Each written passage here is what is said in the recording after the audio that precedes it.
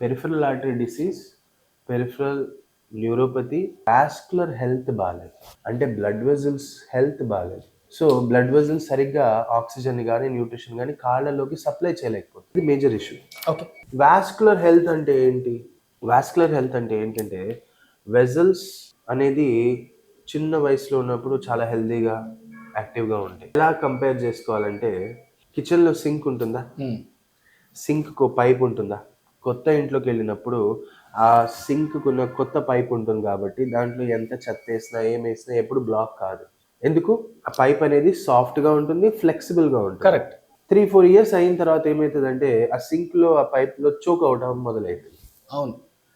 Choke అవుతుంది ఏంటి అని మాటి మాటికి చోక్ క్లియర్ చేసుకుంటూ ఉంటాం. అది డిటర్జెంట్స్ వేస్తాయి క్లీన్ చేసుకుంటూ ఉంటాం. మళ్ళీ మళ్ళీ చోక్ అవుతుంది.